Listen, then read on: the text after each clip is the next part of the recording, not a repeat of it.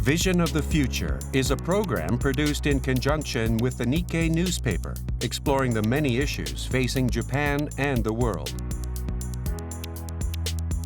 Our theme is My Message to Society Now. We speak with top Japanese executives as we envision a brighter future together with our viewers.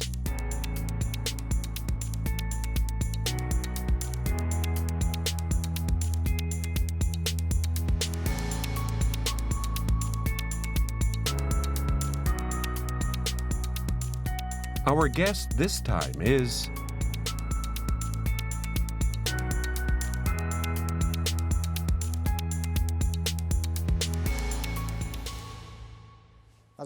The new year is here, and the critical issue for Japan is the shrinking population.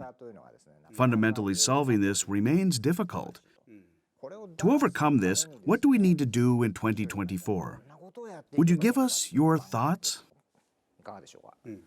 I think the government is taking various measures to deal with the issue of Japan's declining birth rate, and I feel they should be commended for this. However, when I occasionally go to restaurants inside high-rise buildings, I think to myself, so a condominium has been built here, or so this is the type of building that has been built there. And what comes to mind is, how many children will grow up there? That's always been my perspective. Thinking about the current situation, it's really only possible to have one child. Since construction costs are soaring and land is scarce in central Tokyo, residences are becoming more compact, and raising a second child is extremely difficult. At the same time, you have the problem of finances. This requires Japan to become more vibrant and create an environment where people want to have more children. However, even if people feel this way, if there are no buildings focused on raising children, then it is not possible. This is where we can help by building single-family homes and multifamily apartments. And I feel it would be great if we live in an age where we are a little more particular about buildings focused on raising children. This might be a big topic, but you've talked about leaving a better environment for children in the future. In that sense, what's your idea about the role that Japanese companies, including home builders, should play? I think about global warming and natural disasters where people lose their lives. As a home builder, we now offer net zero energy houses as standard, and I would like to see these kinds of things become the norm. For example, when speaking in terms of cars, the cars I bought in the past offered anti-lock brakes, but only as an optional feature. I see. It's so the tires don't spin like this. From a safety standpoint, they're now standard. It's not a selling point of cars. You're right. The government is currently implementing various policies to designate net zero energy houses as long life quality housing. This will become an industry standard. At the same time, nature positive initiatives, which protect the natural environment, are something that we want to carry out as a matter of course. You're saying that this would become standard for manufacturers and companies. However, focusing or contributing to environmental conservation won't help your bottom line. Rather, it would become a cost. Of course, it would be a cost, but if the economy grows, we believe it's a cost that will be readily accepted. I see. This isn't our own data, but something I happened to see. And it was a survey of the Gen Z demographic about how much more they would be willing to invest in environmentally friendly buildings versus conventional buildings. They said they would be willing to spend over 12.6% more.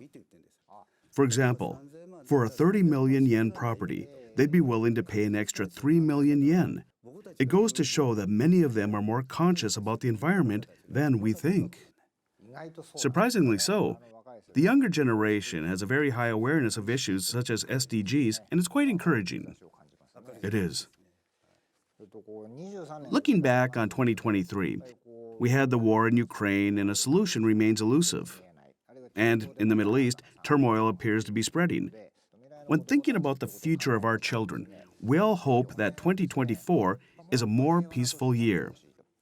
What do you believe we can do, we need to do, and think about One thing is that we need to think of these things as our own challenges. Rather than thinking that things are happening far away and won't affect us, we need to think about what would we do if we were there? How would you feel if your own child was in that situation? That's what we need to think about first.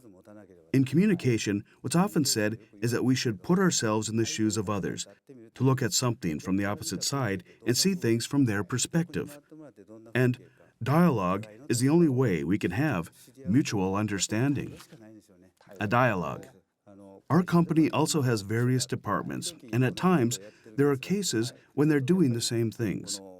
Even in those situations, we never forcefully try to direct or suppress anything. We start by having a dialogue and communicating with each other. And when another issue arises, we naturally start by having a dialogue before anything else.